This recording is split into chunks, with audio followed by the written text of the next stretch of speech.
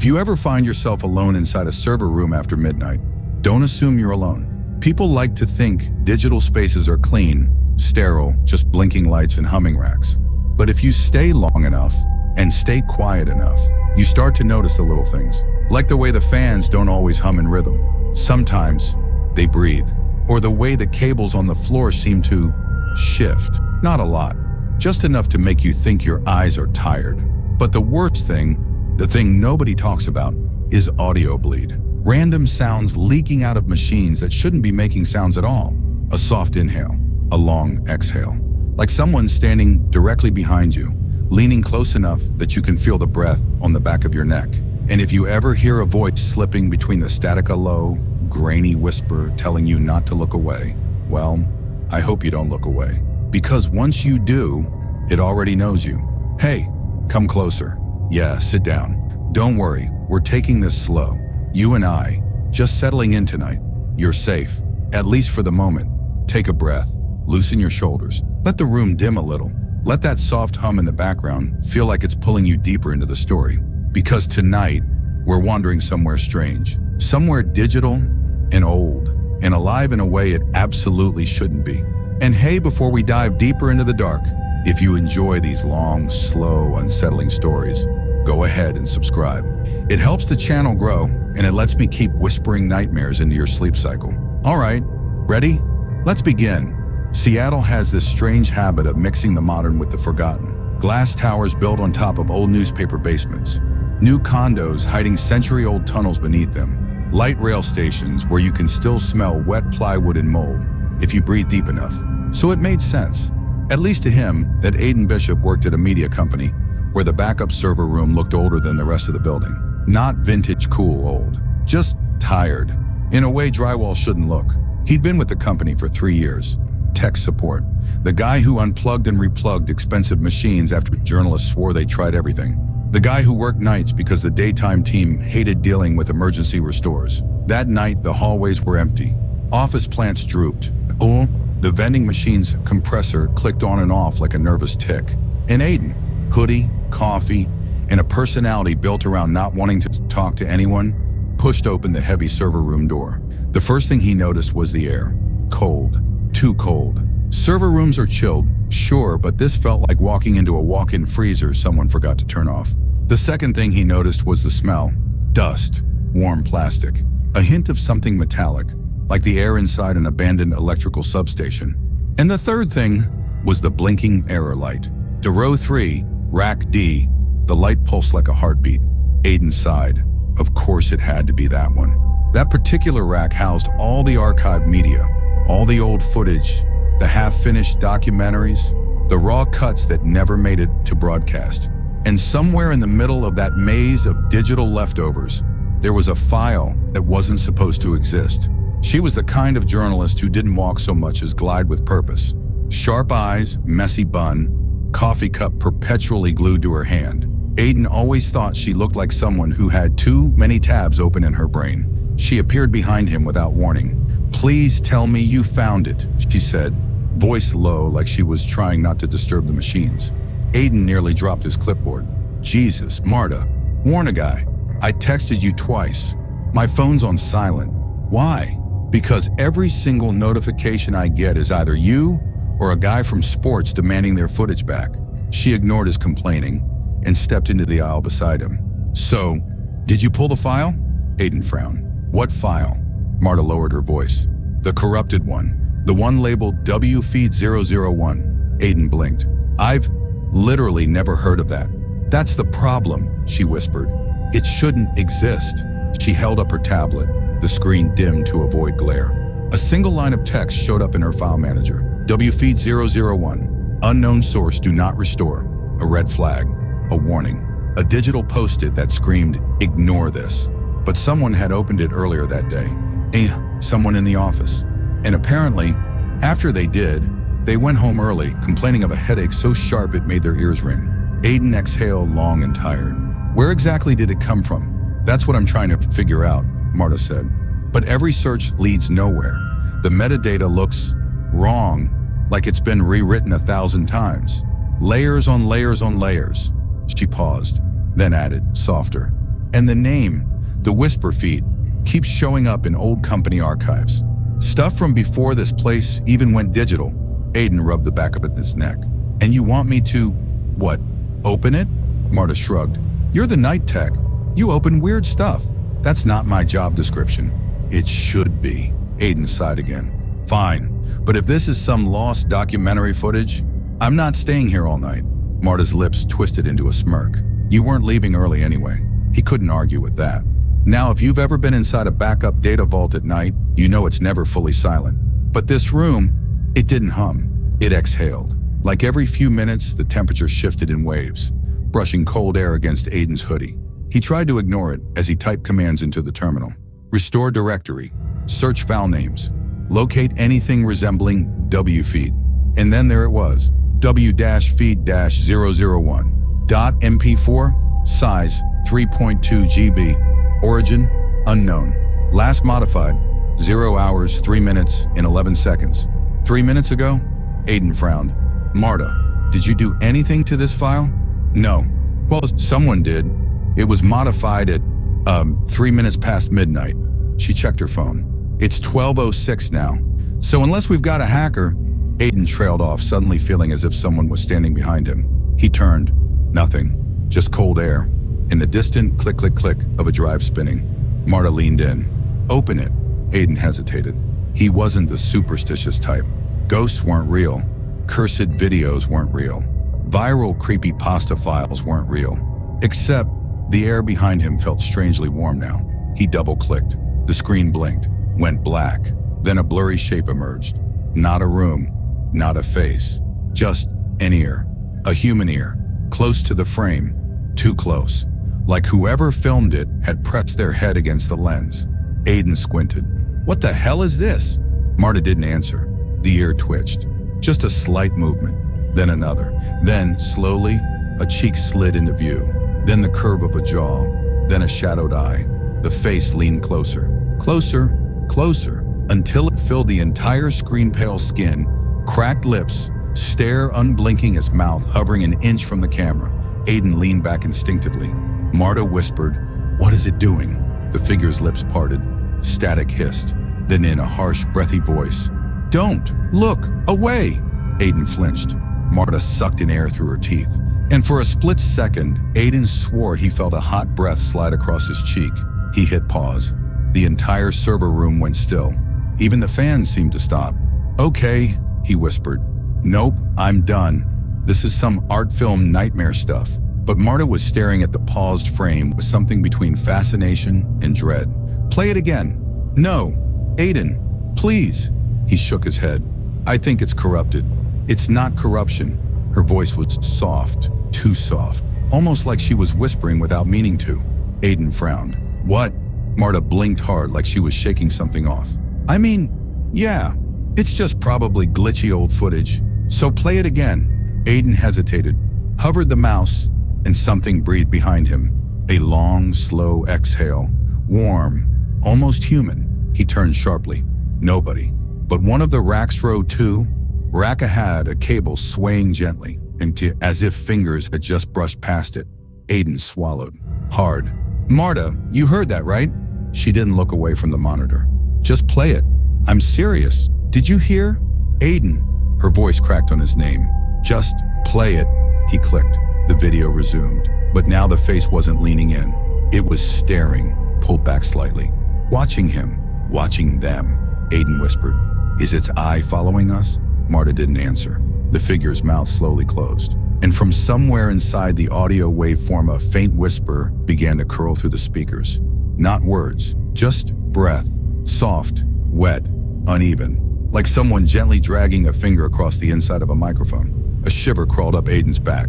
"Okay," he muttered. "I'm done. I'm turning it off."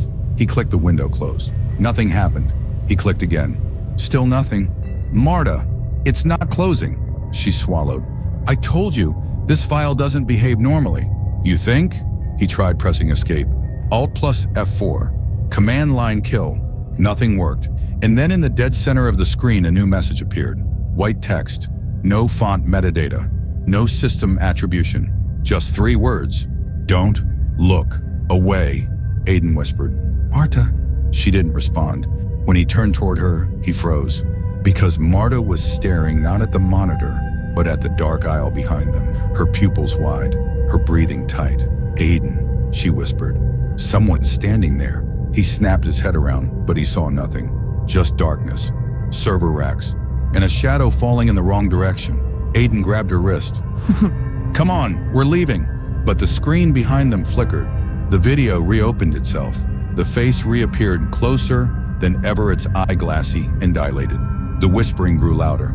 A breath, a hiss, a shape forming words that felt like they were squeezing into Aiden's skull. Don't look away. Marta clamped a hand over her ear. Aiden felt a pressure building inside his own. Turn it off, Marta cried. I can't. The whisper surged, filling the room, filling their heads, and somewhere behind Aiden, someone exhaled. Warm, close, right against his neck. He jerked away, but the whisper didn't stop. It crawled along the walls, through the racks, under their feet. It was inside the wires, inside the drives, inside the air. And then, as suddenly as it began, silence. The screen went black again. Only one line of text remained. Aiden stared. Marta stared. Neither of them spoke. Because deep down, neither of them knew what entry meant. But both of them felt it. Something had begun. Aiden didn't sleep that night, not really. Just drifted in and out of that weird, half-dreamed state where every sound in the apartment felt suspicious, where the refrigerator hum sounded too much like breathing, where even the heater clicking on made him flinch like something was stepping into the room. By the time morning crept in behind the blinds, all washed out gray and tired like Seattle always was in winter, he felt more wired than awake. Marta texted him at exactly 9:14 a.m., just a single message. We need to talk. It wasn't comforting. He met her at a nearby coffee shop, the kind with chipped mugs and that faint smell of wet jackets and spilled espresso baked into the walls. Marta looked worse than he did, and that was saying something. Her hair was tied up, but pieces stuck out like she'd run her hands through it 1,000 times. She kept pressing her thumb to her temple, as if something was tapping from the inside. She didn't even drink her coffee. She just stared at the table. It didn't stop, she whispered. Aiden blinked at her. What didn't stop? Marta lifted her eyes, and he could tell she hadn't wanted to say it out loud, like the words themselves felt dangerous. The whispering. Aiden exhaled through his nose, half a laugh, half a groan. Please tell me you're joking. I'm not. She leaned closer. You didn't hear anything? He wanted to say no. He really did, but he remembered lying in the dark, listening to a faint rasping sound near the foot of his bed, like someone dragging a fingertip across the comforter. He'd convinced himself it was nerves, stress, a nightmare brushing into reality. So instead of lying, he said quietly, I don't want to talk about it here. They walked back to the media building together, both pretending like the sidewalks were just sidewalks, not strange corridors leading them towards something that might already be inside them. Inside the building, everything felt normal in that too normal to trust way. Offices humming, lights buzzing softly, a few early workers typing away like nothing at all was wrong in the world. Aiden almost wished someone would scream or glitch or twitch or something, anything to prove he wasn't losing it. The server room keycard beeped, the heavy door swung open, and the cold hit them immediately. But this time, it wasn't the same sharp cold from the night before. This one felt uneven, like hot and cold air mixing wrong, like a draft that hadn't made up its mind which direction it wanted to move. Aiden felt a prickle crawl under his hoodie. He forced a breath. We're just doing a basic check. That's it. No playing the file. We delete it and move on with our lives. But the second he said that, every monitor in the dark room flickered faintly, like an animal twitching in its sleep. Maybe we don't talk like that out loud, Marta whispered. Maybe it hears us. He frowned. It? You do hear yourself, right? Marta nodded, but her jaw tightened. Aiden, last night, I heard a voice. Not a sound, not breathing, a voice. She swallowed. It said my name. Aiden didn't laugh. Something inside him wouldn't let him. He stepped toward the terminal, his palms sweating despite the cold. He typed the directory path, pulling up the archival logs. But something was wrong. The system wasn't responding the way it should. Every time he entered a command, the cursor lagged. Every time he entered a command, the cursor lagged, like someone else was typing indirectly through him. And then a line appeared he hadn't typed at all. Entry progress, 7%. He froze. Marta, she came closer. "What is that?" "I don't know," he whispered, but he did know. It was counting something down, or counting something in. "Can you cancel it?" she asked. Aiden tried. Every abort command blinked, paused, and returned to rejection. A simple no. No system message, no error code. Just no. The lights above them flickered, but not randomly. They flickered in a rhythm, too exact to be electrical, too intentional. A slow blink, a pause, a quick double flicker. "Are you seeing that?" Marta murmured. "Yeah," Aiden said softly. "Yeah, I'm seeing it." She stepped back. "Aiden, I think it's communicating. With the lights? With everything." She pressed a finger to her ear suddenly, grimacing. There it is again. Aiden felt nothing at first. Then he heard it, so faint he thought it was just his pulse. A soft dragging sound, like fingernails on glass. Not malicious, not angry, just persistent. The sound wasn't coming from the speakers, or the machines, or even the room. It was inside his right ear. Aiden slapped his hand to it. "Okay, nope, absolutely not." Marta gave a weak laugh. "Still think it's a corrupted video file?" "I'm considering reevaluating." The server lights shifted again, this time all in unison, pulsing down the aisles like something moving through them. A wave of red, then blue, then that soft green that server LEDs use when they pretend they're fine, but definitely aren't. Something was traveling the racks, something curious, something aware. Aiden backed up until he bumped into Marta. She didn't step away. For once, neither of them pretended they weren't scared. "We need someone higher up," she whispered. "Someone who can authorize a system-wide wipe, or pull the building logs, or..." "And tell them what?" Aiden said, almost laughing. "Hey, the machines are whispering, and there's a face living in the server room?" She shut her mouth. Good point. No one would believe them until it was too late. Maybe not even then. The sound inside Aiden's ear grew sharper, like words trying to form but not quite reaching language. He tried shaking his head. It didn't help.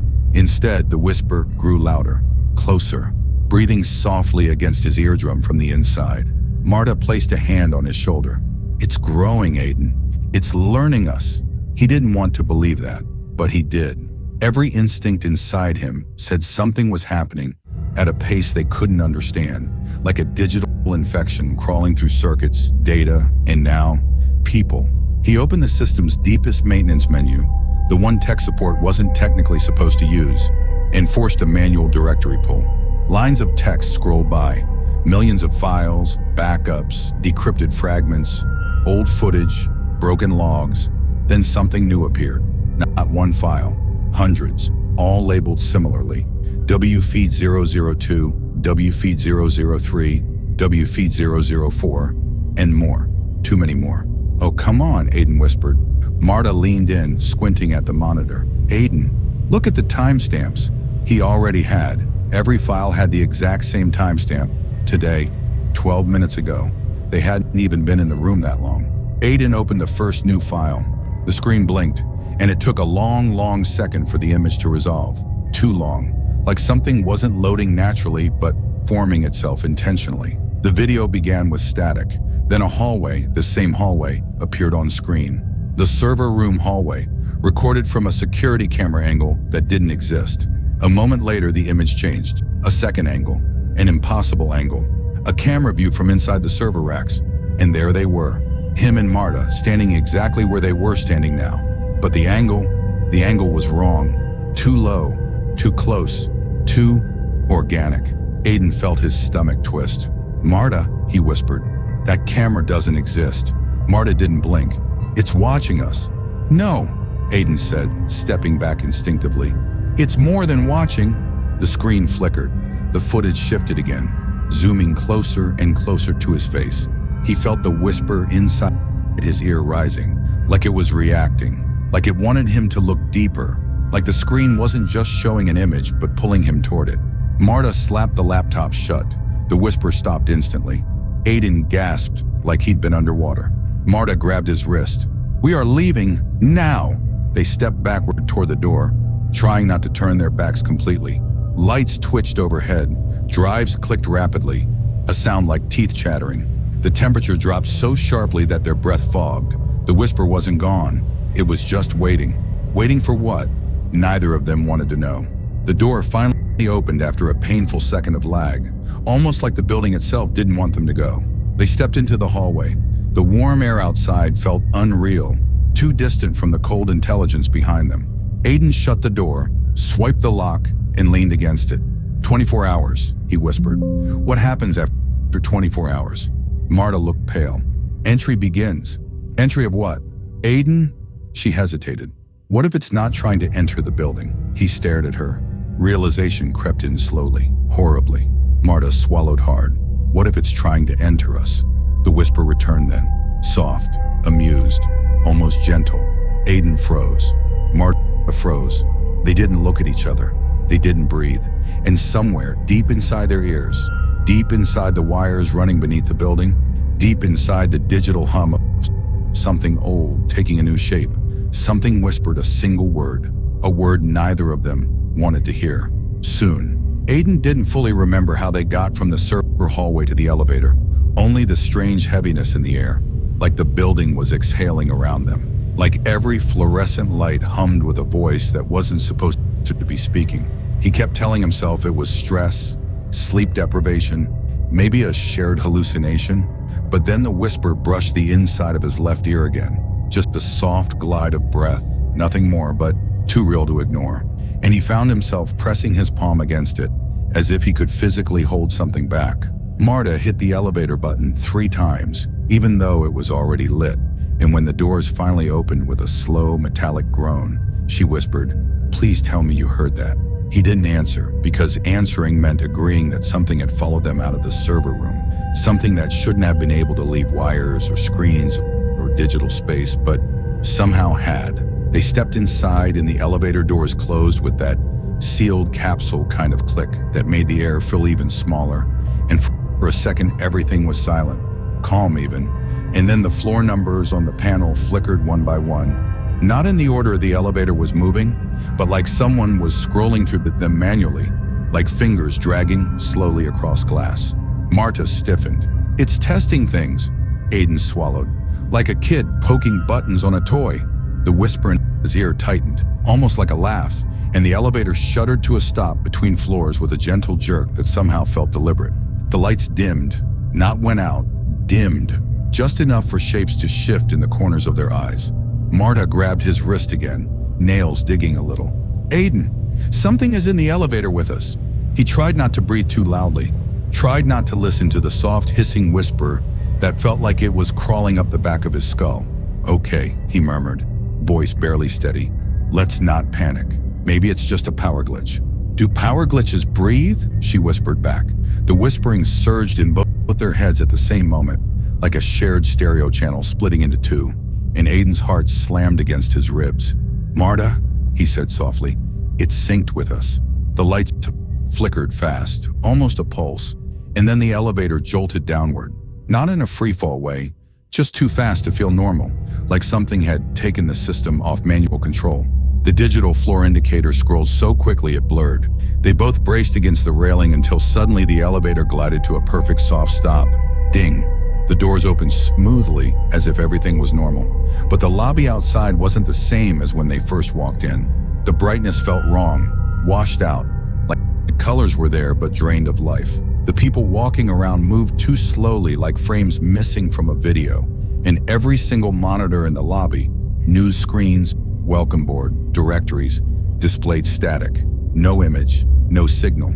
Just a faint pattern of shifting gray snow that almost looked like moving faces if they stared too long. Marta exhaled shakily. "Aiden, this is spreading." Aiden wasn't sure if his legs were carrying him or if he was moving because he had no choice. But he stepped out into the lobby and felt a soft pressure in his ear again, like something was whispering a word so quietly the sound didn't exist yet. He rubbed the side of his head. "We need help." "Who?" Marta asked. "IT? Security? The cops? Are we gonna tell them the building has a ghost in the Wi-Fi?"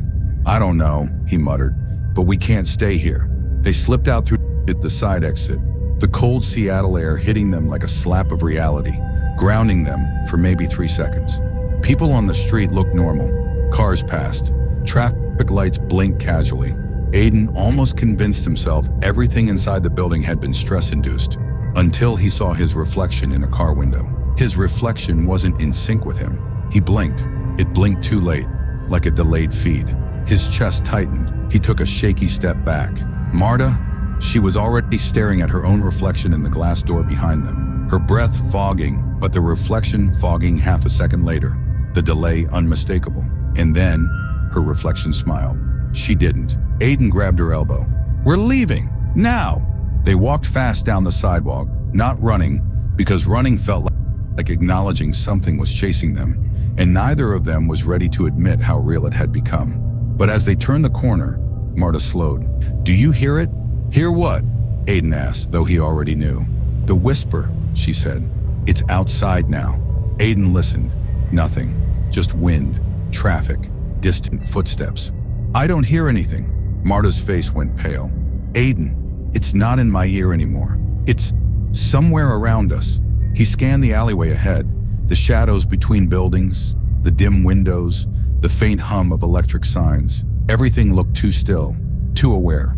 A soft, static-like crackle moved through the air, barely audible, but definitely real, drifting like a digital breeze passing right beside them. Aiden felt hair rise on the back of his neck. His phone vibrated suddenly, buzzing in his pocket. He pulled it out. The screen flickered. An unknown video file had appeared. W-FEED-001. Marta's phone buzzed too. The same file. They stared at each other. "Don't open it," they whispered in unison. The whispering surged again in Aiden's left ear, sharp and irritated, almost offended. Then the phone screen glitched, and the file opened itself. No sound, no loading icon. It just opened. Aiden nearly dropped the phone when he saw the footage. It was them, right now. A live angle behind their backs. Except no one was behind them, and the view was lower than eye level, close to the ground, like something was crawling. Closer, closer.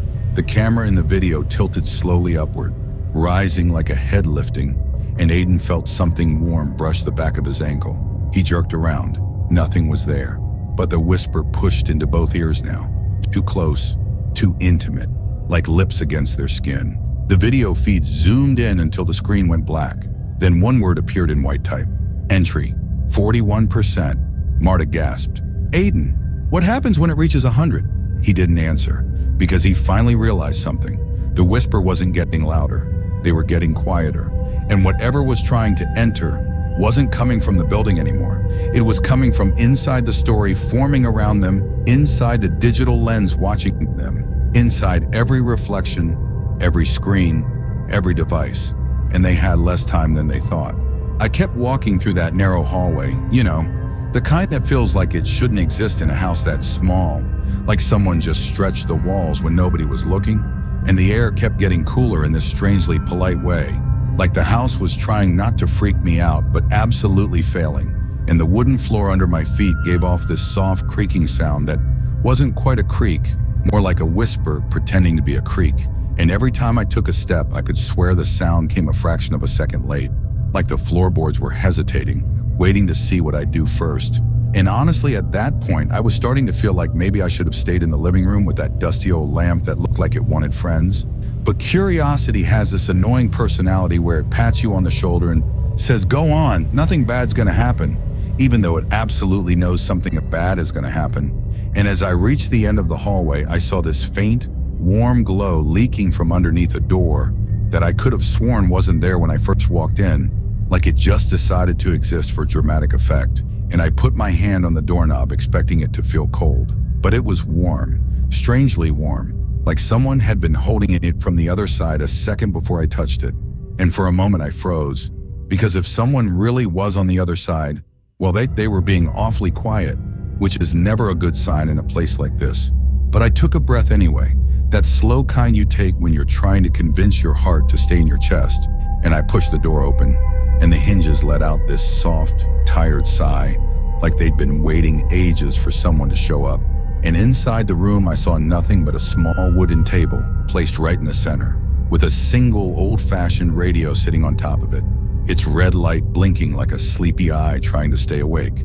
And when I stepped closer, the door behind me drifted shut on its own, even though I swear there was no breeze, and the radio crackled to life with this warm, fuzzy static, the kind that makes you feel nostalgic for things you don't actually remember. And then in this soft, almost friendly tone, a voice whispered through the speaker, saying my name so casually that it felt like we'd known each other for years.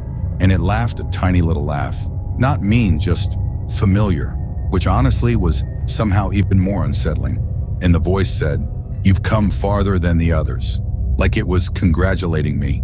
And I don't know why, but that sentence hit me like a cold hand on the back of my neck. Because the others? Who were the others? And why weren't they here anymore? And the radio crackled again, as if leaning in closer, and the voice whispered, "Don't worry, you'll see soon," with this soft bedtime story kind of comfort that made my skin crawl in the nicest way. And then the red light on the radio blinked one last time and everything in the room went completely still. So still that I could hear my own breath echo like I wasn't alone anymore, even though the room looked empty. And that's when I felt it. The slow, deliberate feeling of someone standing right behind me, close enough that I could sense their presence even before the shadow stretched across the table. And yeah, I know I should have run. I should have screamed. I should have done any normal human thing, but instead I just stood there like some half-asleep idiot because the air felt heavy and warm, and the whisper that drifted over my shoulder sounded almost amused, like it had been waiting forever for me to arrive. I didn't turn around right away, partly because I was afraid of what I'd see, and partly because, honestly, I was afraid it might be disappointed in me, which is a weird thing to worry about when you're being haunted. But that's where my brain was at, and the presence behind me felt patient, almost polite, like it was giving me a moment to mentally prepare. And after a few slow breaths, I finally turned my head just enough to see the edge of a shadow that didn't belong to me, stretching across the floor, even though the room didn't have a single light source anymore. And the shadow moved in this quiet, deliberate way, like it was breathing, like it knew it didn't have to rush. And I whispered a soft, "Hey," because apparently my survival instinct is to greet supernatural entities like awkward neighbors. And the air responded with this low hum that felt less like a sound and more like a warm vibration running down my spine. And the voice that had come from the radio earlier now drifted from somewhere just over my shoulder, close enough that if it had breath, I would have felt it on my ear saying, "You've done well coming this far," in that calm, bedtime story tone that somehow made everything even more unsettling. And I wanted to ask what this far even meant. But before I could speak, the shadow began to pull itself upward, slowly forming vague outlines. Not quite human, not quite anything else either. Just a suggestion of a figure, the kind you see in dreams when your mind hasn't fully decided what it wants to be scared of yet. And even though the thing in front of me looked impossible, it didn't feel hostile. Not exactly, more like it was studying me with this curious warmth, as if I was the strange one here. And then, in a voice that sounded almost amused, it whispered, "You're not like the others," which honestly did nothing for my anxiety, because that phrase has never once meant anything good. And the room around us seemed to soften, the walls fading like distant fog, the air warmer now, as if the house itself was exhaling. And I felt this strange pull in my chest, a gentle tug like a hand reaching inside my thoughts rather than my body. And the figure leaned closer, though it didn't actually move. It just felt closer, whispering, "There is a door only you can open." And for a second, I thought it was talking about some ancient mystical portal or something dramatic like that. But no, the shadow slowly pointed toward the corner of the room where, impossibly, a small wooden door now rested. The kind you'd expect in an old attic, except it hadn't been there seconds before. And for reasons I still can't explain, I didn't panic, I didn't question it. I just walked toward it with this calm, sleepy certainty, like the house was guiding my steps. And as I reached the doorknob, I felt that same warm presence behind me, steady and expectant. And when I opened the door, I didn't see darkness or monsters or some horrifying abyss, but a soft golden glow, quiet and weightless, like the warm feeling you get right before drifting to sleep. And the voice whispered one last time, gentle and almost proud, "Now you know." And the moment I stepped through, everything around me dissolved into this peaceful hush, like the whole world exhaled and faded. And for a heartbeat, I felt suspended between waking and dreaming, between fear and comfort. And just before the lights swallowed everything, I thought I heard the house sigh, satisfied, as if it had finally found what it had been waiting for all along.